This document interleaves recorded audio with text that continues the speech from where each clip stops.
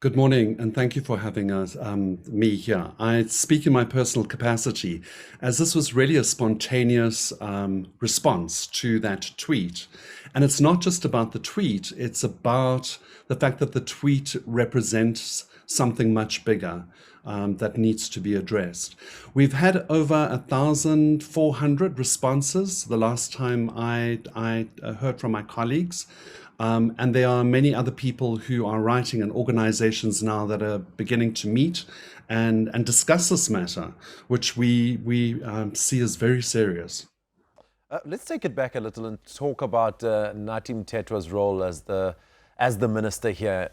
Has he been involved at all? I'm talking before COVID-19 within the theatre spectrum. I think that that's at the heart of the problem, is that there is a general feeling that the minister is not in touch with the real issues that face the arts and culture community right across the spectrum.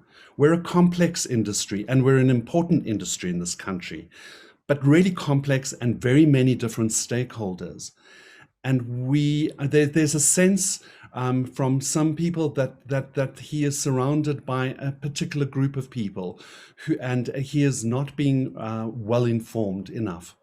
He has apologized, but that's not enough. The issue is, where did that tweet come from? Where did that sensibility come from?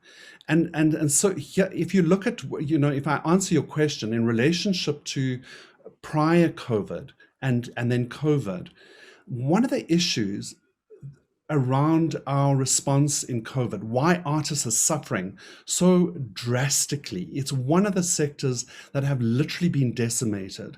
Young artists and older artists are suffering enormously.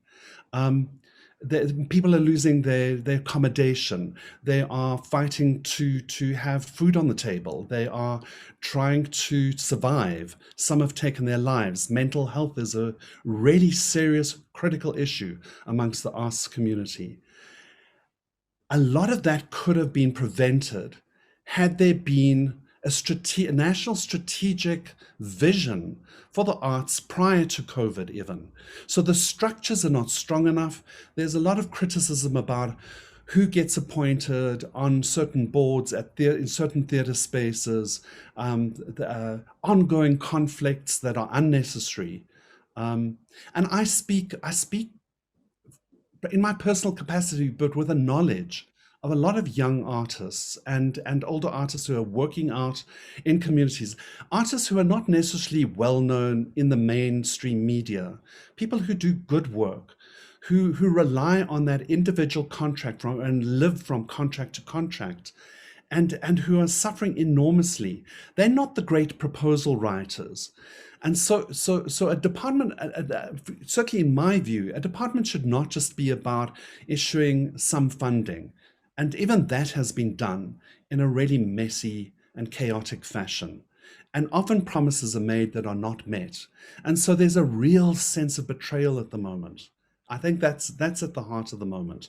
That this anger that has been expressed by many artists, black, white, doesn't matter who, it's right across the board. The anger comes from a deep sense of betrayal. People's lives are being lost. We're in crisis. That is the issue.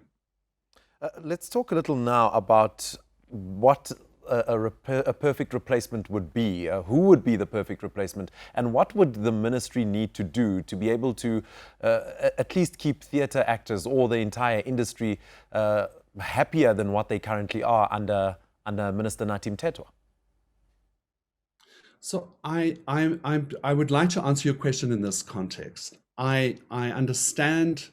I certainly support the call that the minister has not met the needs of the community.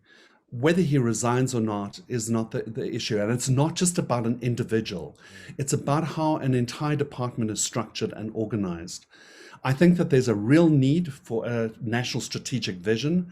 There's obviously an immediate need for an emergency intervention. And some of that we understand. We keep on being told that there's not enough funding, or the funding is going to come, or there's another cycle of funding. We should not just be talking about funding. We should be talking about how we manage and lead the arts.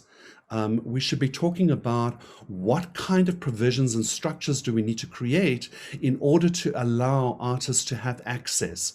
So we know one of the big major areas of growth during COVID has been around the digital space.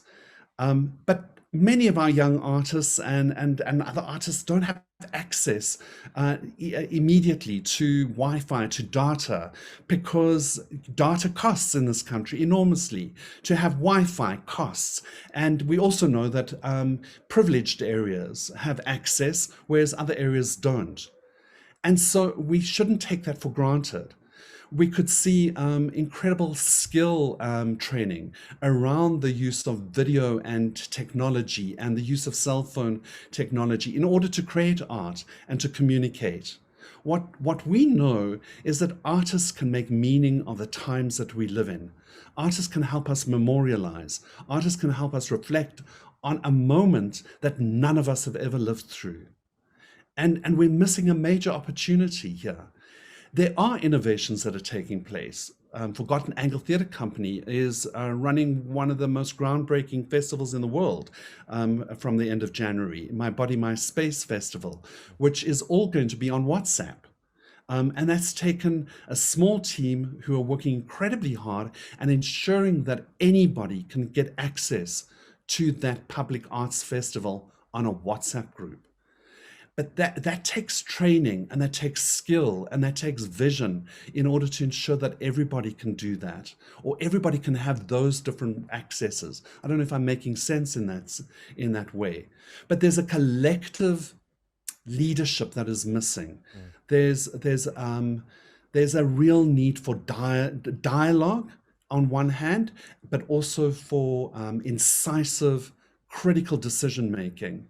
That is not just about, we'll do a funding call and all the rest. One of the biggest issues at the beginning of COVID was the very first call that came out. We don't know who wrote that call. It's like the tweet. It negated almost 80% of the artists who applied. So they didn't qualify for that call. And so funding was delayed, rollout was delayed, and it also assumes that everyone is a master proposal writer. We should be thinking much bigger than that. All right. There's another piece as well. I Warren, want to say, sorry if that's all the time we have. We're going to have to leave it there. That was Warren Nebe, the theatre director and founder of Drama for Life.